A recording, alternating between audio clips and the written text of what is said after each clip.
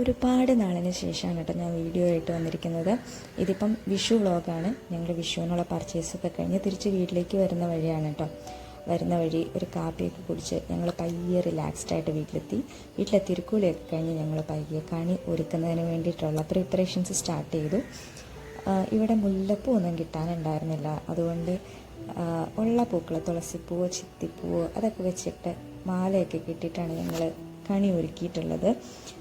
അതിൻ്റെ പരിപാടി ആയിരുന്നു അനിയത്തി. അവൾ മാലയൊക്കെ കെട്ടി റെഡിയാക്കുന്നുണ്ടായിരുന്നു. അപ്പോഴത്തേക്ക് ഞാൻ ബാക്കി പരിപാടികളൊക്കെ ചെയ്തു. ഇങ്ങനെ ഈ ഒരു ഭിത്തിക്ക് ഒരു കളറ് കുറവാണ്, അതുകൊണ്ടാണ് നമ്മൾ അങ്ങനെ ഒരു ബാക്ക്ഗ്രൗണ്ട് സെറ്റ് ചെയ്തിട്ടുള്ളത്. അപ്പോൾ ഇതാണ് നമ്മുടെ വിഷുക്കണി. പിറ്റേ ദിവസം രാവിലെ പുലർച്ചെ വന്ന് ഞങ്ങൾ കണിയൊക്കെ കണ്ടു കഴിഞ്ഞിട്ടുള്ള വീഡിയോ ആണ് കേട്ടോ ഇത്.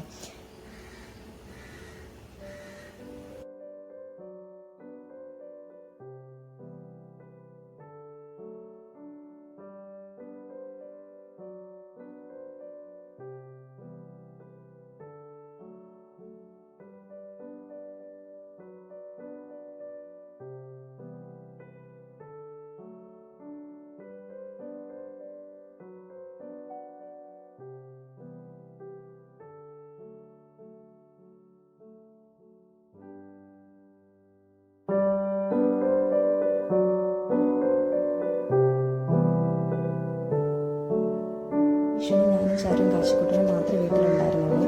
അനിയൻ തലേ ദിവസം വിഷു പർച്ചേസിംഗ് ഒക്കെ കഴിഞ്ഞ് തിരിച്ച് വീട്ടിൽ കൊണ്ടാക്കിയിട്ട് പോയി.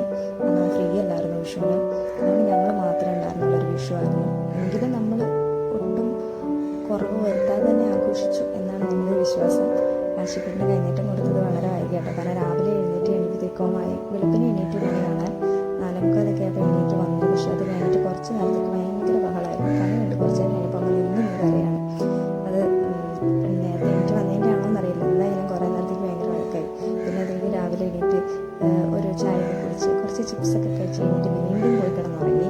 ആ ഉറക്കുന്ന സമയത്ത് ഞാൻ അനിയത്തിയും കൂടെ സദ്യയൊക്കെ പ്രിപ്പയർ ചെയ്തു. ഞങ്ങൾ പ്രിപ്പറേഷൻസ് എല്ലാം കഴിഞ്ഞു. അതുകൊണ്ട് പിന്നെ എണീറ്റ് കൂടി എല്ലാം കഴിഞ്ഞ് ഉച്ചയൊക്കെ ആറായപ്പോഴത്തേനാണ് പിന്നെ നമ്മൾ കൈനീട്ടം കൊടുത്ത് കഴിഞ്ഞിട്ട് നമ്മൾ പിന്നെ സദ്യ തൊട്ട് താഴത്തെ വീടെന്ന് പറഞ്ഞാൽ ഇപ്പം നമ്മൾ താമസിക്കുന്നത് അപ്സ്റ്റെയറാണ്. അപ്പോൾ നമ്മൾ താമസിക്കുന്ന വീട് തന്നെ താഴത്തെ നിലയിൽ താമസിക്കുന്ന ആൾക്കാർക്ക്, അവർ ക്രിസ്ത്യൻസാണ് കേട്ടോ. അപ്പോൾ അവർക്ക് സദ്യ കൊടുക്കാമെന്ന് വിചാരിച്ചു.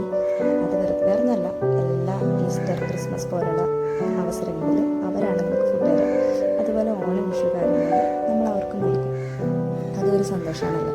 അതുകൊണ്ട് താഴെ കൊണ്ട് കൊടുക്കണം. കാരണം അവിടുത്തെ അമ്മ നല്ല പ്രായമുള്ള അമ്മയൊക്കെ ഉണ്ട്. അപ്പോൾ അവർക്ക് കയറി വരാൻ നല്ല ബുദ്ധിമുട്ടാണ്.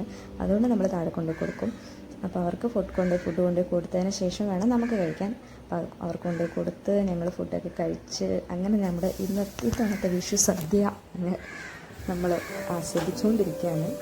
പിന്നെ അത് കഴിഞ്ഞൊരു ഉറക്കമൊക്കെ കഴിഞ്ഞ് വൈകുന്നേരം എഴുന്നേൽക്കുക എന്നുള്ളതാണ് അടുത്ത ആചാരം.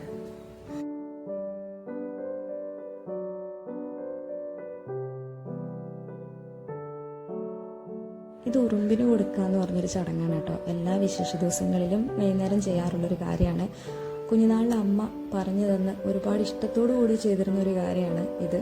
7 എണ്ണം ഉണ്ട്, 7 സ്ഥലങ്ങളിലായിട്ട്. അതായത് വീടിൻ്റെ 4 മൂല, അടുപ്പം തട്ട്, അരവില്ലന്തറ, അങ്ങനെ ഓരോരോ സ്ഥലങ്ങളിൽ കൊണ്ടുപോയി വെക്കും. അങ്ങനെ ഉറുമ്പിന് ഭക്ഷണം കൊടുക്കുന്ന ഒരു രീതിയാണ്. എത്ര പേർക്ക് അറിയാമെന്നറിഞ്ഞൂടാ. നമ്മൾ കുഞ്ഞുനാൾ തൊട്ട് കണ്ട് വന്ന ഒരു കാര്യമാണ്. അമ്മ പറഞ്ഞു തന്നുകൊണ്ടിരുന്നൊരു കാര്യമാണ്. ഇനിയിപ്പോൾ അമ്മ കൂടെ ഇല്ലെങ്കിൽ അമ്മ പറഞ്ഞു തന്ന ആ ഒരു കാര്യങ്ങളോട് കൂടെ തന്നെയാട്ടോ നമ്മൾ ഓരോന്നും ചെയ്യുന്നത്.